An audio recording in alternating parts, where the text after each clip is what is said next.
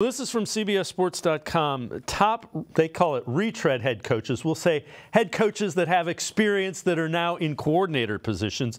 Number one on the list is Brian Flores, defensive coordinator for the Vikings. Number two is Jim Schwartz. Third is Dan Quinn from the Cowboys. With Schwartz currently helping the Browns to an improbable postseason appearance by overseeing one of the NFL's stingiest defenses. Schwartz' hard-nosed approach may be old school, but he's got a resume to warrant another look up top. You see he was the Lions head coach 2009 and 2013 and under 500 as a head coach. What are your thoughts? I mean, he has changed the culture of this defense. He's not a hot, young guy. How many looks do you think he gets as a head coach? I mean, what he's done with his defense, it's attention grabbing. Will he get a serious look as a head coach coming up?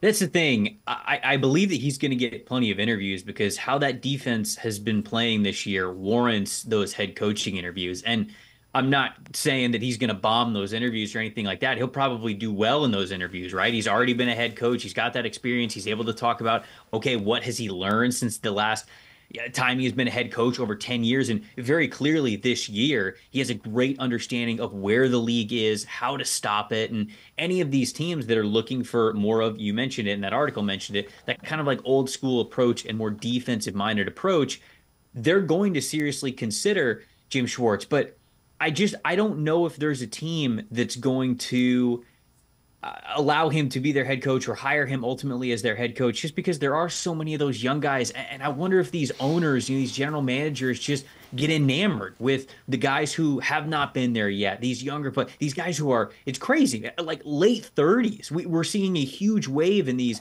coordinators, defensive coordinators, offensive coordinators who are in their late 30s who become all the rage, and it's just the imagination of what could be with these guys because they've never put on the head coach headset before. And so if you want that experience profile, I think that certainly Flores on that list. Dan Quinn is somebody who I like a lot on that list as well. Jim Schwartz is right there.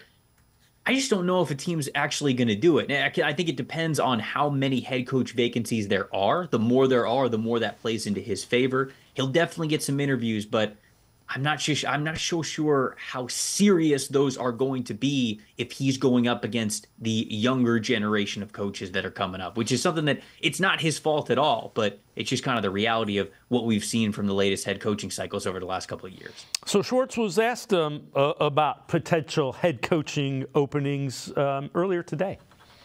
Well, first of all, I'm really happy here. I talked about Kevin. I haven't really talked about Andrew Berry or the Haslams, but I love this organization. I love the city of Cleveland. That was such a great atmosphere. 31 years in the NFL. That was one of my top 5 atmospheres. That Thursday night. We needed to share that with the players. We got a lot of energy from them. We needed to give them a little energy, pay them back.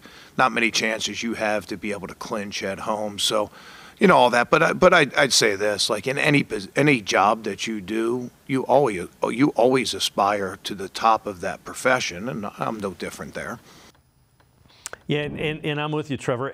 If I think he will be very selective too. Once you've been a head coach, there are certain things you want to make sure you get, but if the right fit comes along, I think he could end up being a really good head coach in the NFL.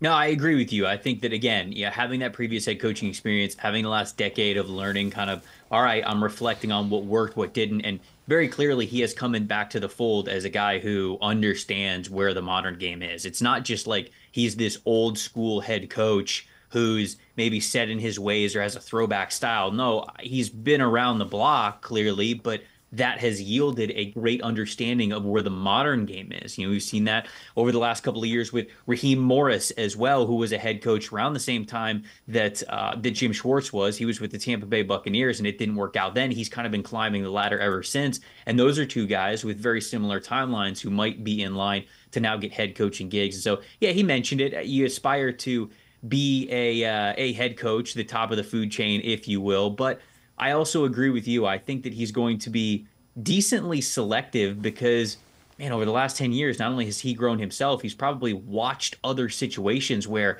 guys go into head coaching situations and it's not really the best. You know, they're kind of set up to fail before it even begins. And clearly, the way he talks about Cleveland, he's very happy where he's at. And if the situation's not right for him, I don't think he's just bolting for the door for the next head coach gig.